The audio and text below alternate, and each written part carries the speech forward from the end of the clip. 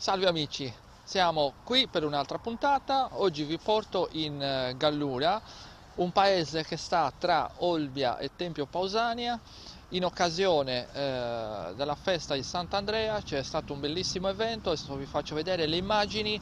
Dove siamo? Beh, siamo a Sant'Antonio di Gallura.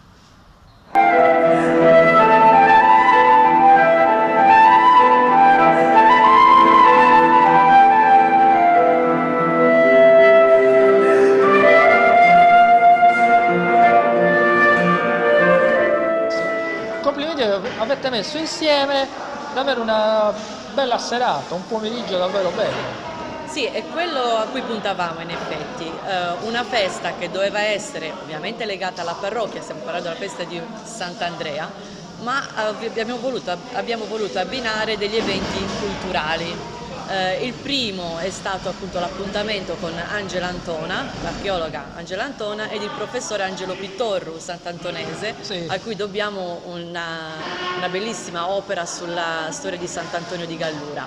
È seguito poi la messa solenne dedicata a Sant'Andrea e subito dopo la messa il concerto del duo Corda Sebentu, formato da Francesca Peddo e Maria Luciani, flauto e chitarra, due musiciste giovani però molto affermate, con un curriculum già. Era niente, sì, chi non ha grandi pretese come chi potremmo avere noi. Però si faceva tanto per campare, lo tanto per scambiarlo, perché si doveva trico e noi a ligna di andare trico per incambiare la ligna.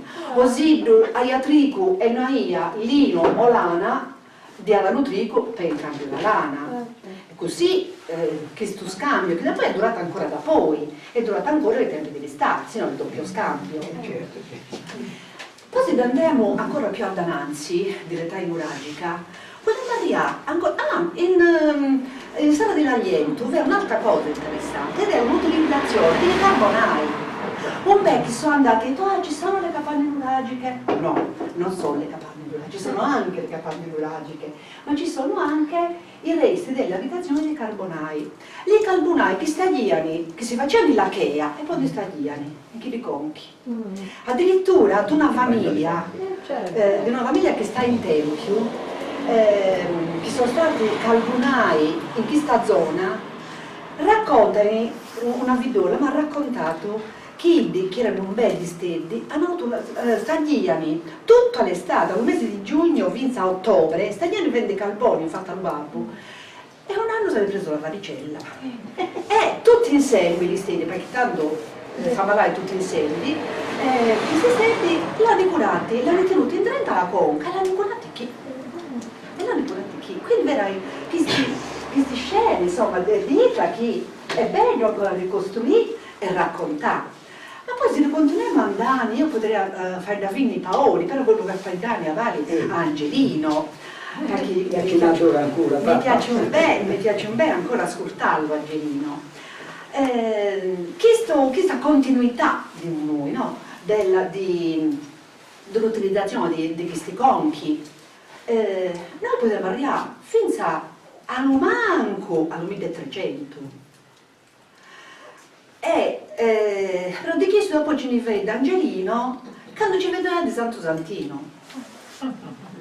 Perché questi conchi sono stati importanti ancora quando cominciano a diffondirsi dal 400, ancora dalla fine del 300, ma soprattutto dal IV secolo, quindi 300, fino al 600 e da poi il 700 e 800. Adriano i frati.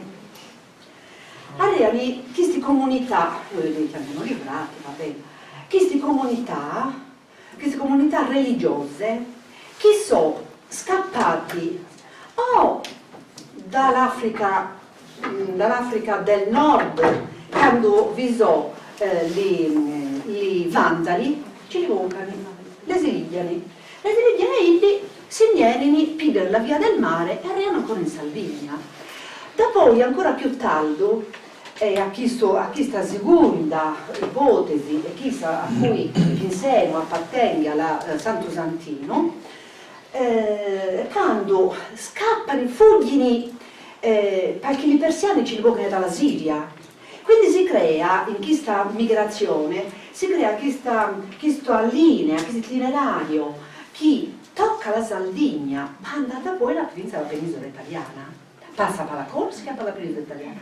E dove si inserigliano questi? So, frati che si inserigliano in comunità, perché poi in loco, cioè, non darreani, hanno ancora niente, che sono gli aidi.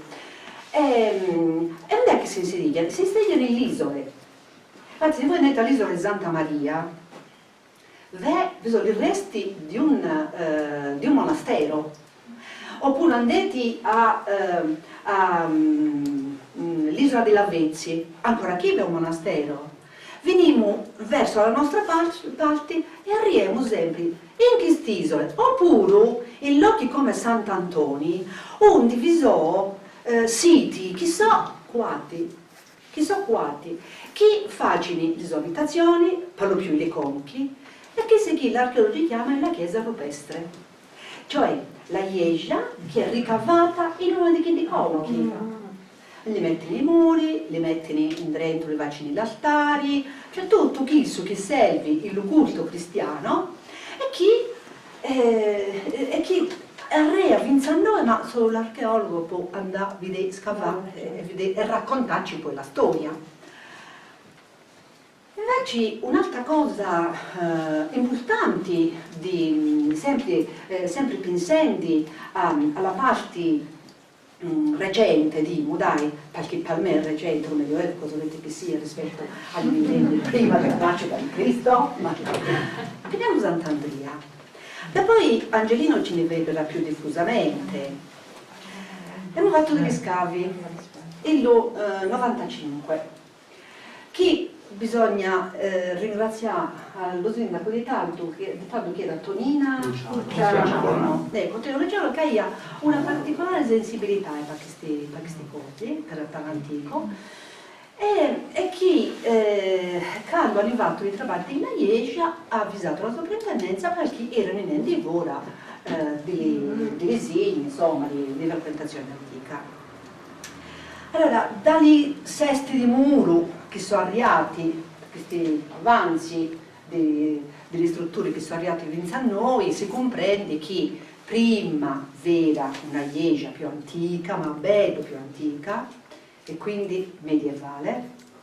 Poi sono arrivati frati Pes, la famiglia Pes, che hanno fatto la sua cappella, e poi, vabbè, poi Angelino ci dice là tutti gli anni le cose, hanno fatto la chiesa di Sant'Andrea. Vedete l'importanza dello traballo dell'archeologo, che vi dà questa sequenza delle muri e degli edifici e della chiesa e dei culti e del cambiamento ancora dei culti, e vi dice quando è successo, perché attraverso tutti i pezzeretti di ciccio monete e oggetti di significato danno una data.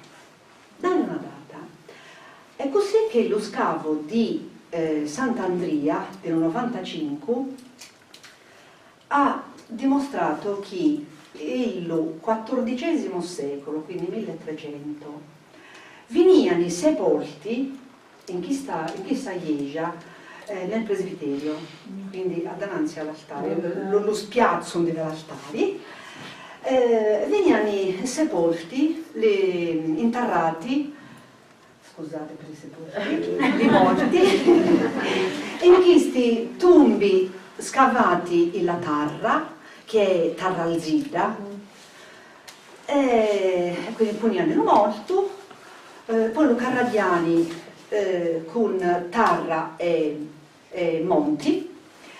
In un caso uno di questi morti ha non la terra e i monti, ma delle lastre di granito.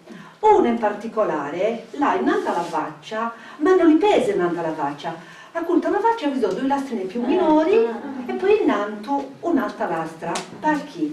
In modo che la terra non l'andessia durante la gara. Non intendia però, per il rispetto. Come erano inizi questi morti? Erano tutti stirruti e con le braccia conserte, così. In mezzo a questi erano 5 tombe, e in mezzo a questi ve n'era una invece un poco particolare.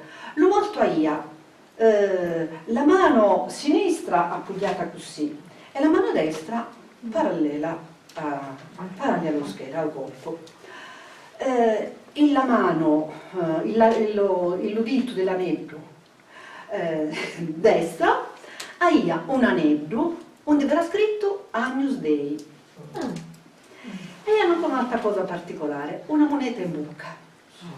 Questa della moneta in bocca è una cosa che il 1300 è ben diffusa in Italia, però in Sardegna per la prima volta è stata adattata a Sant'Antonio, e la 10 a Sant'Andrea.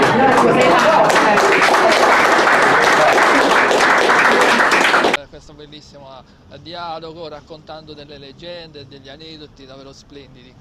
Sì, davvero una bella iniziativa per la quale devo ringraziare l'assessore Cristian Filippeddu e tutto il gruppo dell'assessorato alla cultura per aver voluto organizzare questa manifestazione. Era, come abbiamo sentito anche nel convegno che si è tenuto poco fa, come avrete modo di sentire o di aver già sentito, non so, era da diversi anni che a Sant'Antonio non si faceva una festa in onore di Sant'Andrea, che invece è la chiesa che si può vedere sul nostro sfondo, che è una chiesa che ha rappresentato nella storia di Sant'Antonio il fulcro dell'evoluzione di questa nostra piccola comunità. Quindi sono contento che dopo diversi anni finalmente sia stata data una grande dignità alla festa. Io sono felice di essere venuto qua in questo piccolo paese della Gallurese, perché si vengono a scoprire davvero tante tradizioni, tante leggende che poi hanno sempre un fondo di verità. Bisogna solo studiare, approfondire i discorsi per capire e risolvere degli enigmi o delle cose che al momento magari non si spiegano. Però è davvero un bellissimo posto, Sant'Antonio di Gallura. Adesso c'è la festa durante la serata, vi faremo vedere qualche immagine, ma andremo in onda tutta la parte del discorso tra i 2 ospiti, diciamo, principali, che hanno raccontato un po' la storia sin dal Medioevo. Anche prima, certo, fin Anche dall'età prima, nuragica, perché hanno è un parlato posto, anche... questo è un luogo che ha una storia lunghissima. Sì.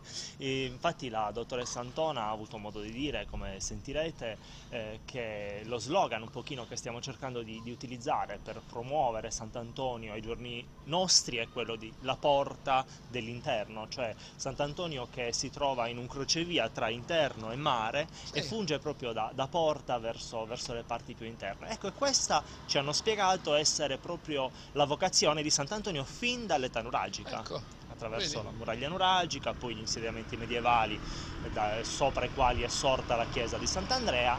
Sant'Andrea, dunque Sant'Andrea è certamente una chiesa medievale e poi è nata in una zona che si chiamava proprio Sant'Andrea.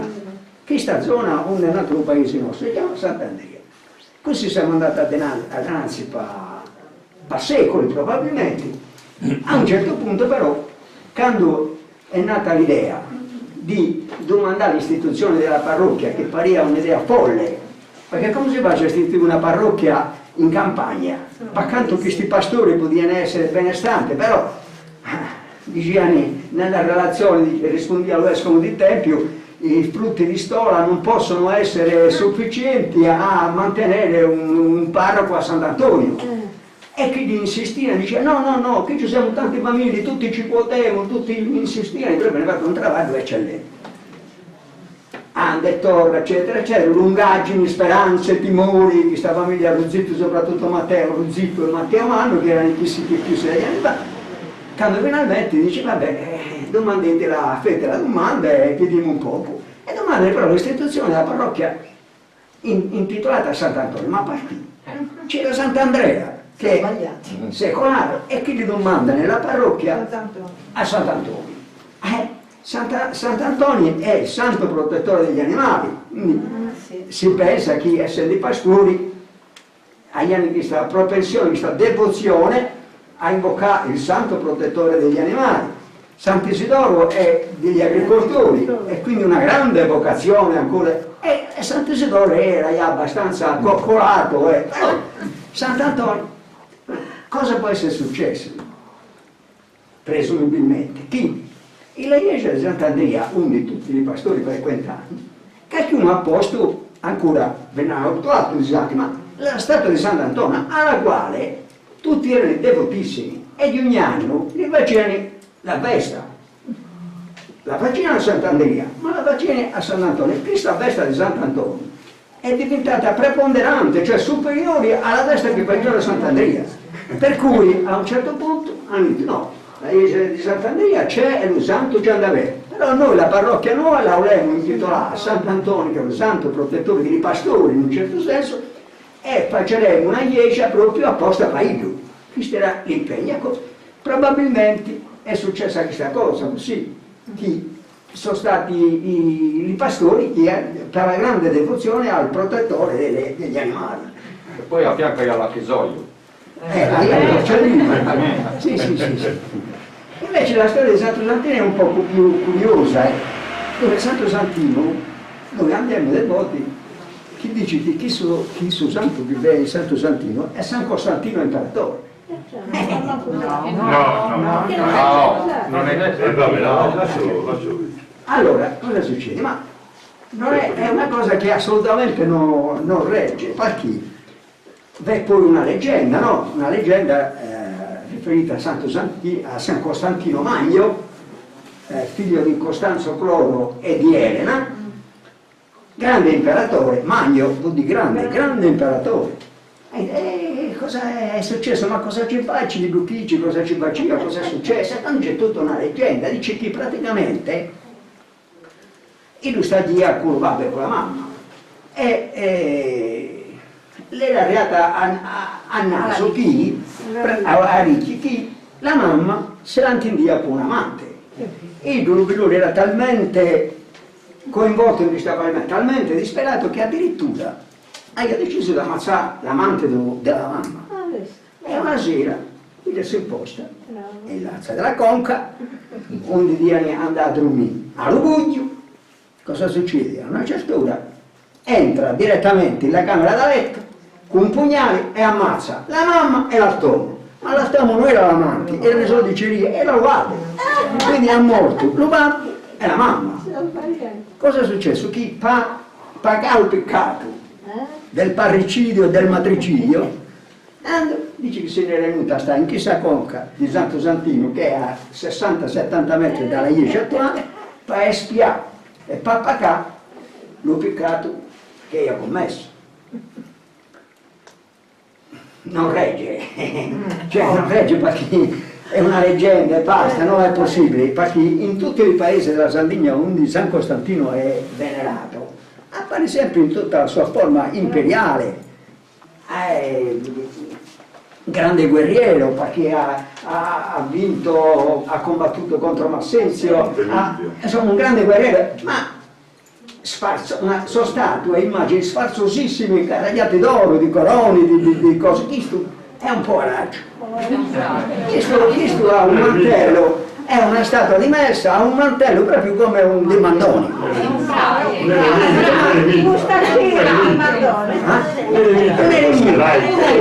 Un eremita, un mandone di che danni, insomma, questo è un santo che non ha nulla a che vedere, che sta stato con San Costantino. E tanto qual è l'ipotesi più accreditata? Che quando qui ci sono in Corsica c'è un santo si chiama santo di nome, quindi santo. Quando i corsicani sono venuti in Galluria, quando i corsicani sono venuti nella nostra zona, hanno portato, per la grande devozione che avevano per questo santo, una di queste statue e ne hanno celebrato il culto chiamandolo Santo all'inizio. Da santo a santino in gallurese è una cosa che succede spessissimo, perché ci sono un diminutivo in gallurese, santino è un nome molto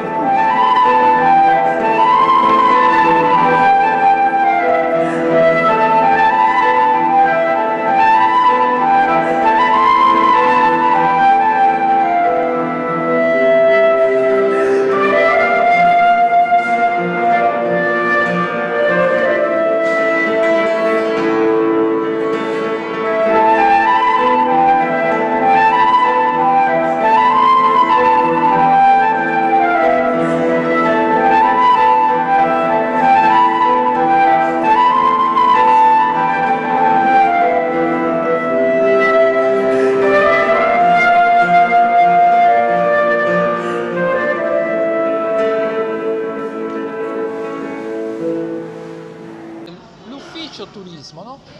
È stata un'idea di poco tempo, giusto? Sì, è un ufficio turismo che ha poco più di un anno. È stato attivato nel settembre 2020, quindi siamo da poco. Oltretutto nel periodo in cui ci troviamo sappiamo tutti quali sono le difficoltà, però è stata una scommessa dell'amministrazione. Un'amministrazione che si è accorta che in effetti c'è offerta a Sant'Antonio, offerta del ricettivo, offerta enogastronomica, paesaggio, occorreva un ufficio turismo che mettesse insieme questa Bisogna offerta. crederci. Sì, e bisogna soprattutto crederci nella propria destinazione. Esatto. Sì. Allora, io lo dico sempre, la Sardegna ha l'opportunità di, ognuno ha il suo, cioè nel senso che ogni località ha un suo marchio di fabbrica, diciamo, differente dal paese vicino tante volte. Quindi c'è possibilità per tutti, dovete crederci e poi fare un bel lavoro di comunicazione, di marketing, organizzazioni, uffici, insomma, bisogna darsi da fare. Le possibilità ci sono, le opportunità c'è, poi dopo il Covid sicuramente il turismo non farà che crescere, quindi datevi da fare, ed è quello che state facendo voi, Sì. davvero complimenti, bravissimi, Grazie. continuate così. Noi ci crediamo. Bravissimo, e noi torneremo qui più avanti, nel periodo tra qualche mese, magari nel periodo primaverile, torneremo qui e faremo il giro del paese di San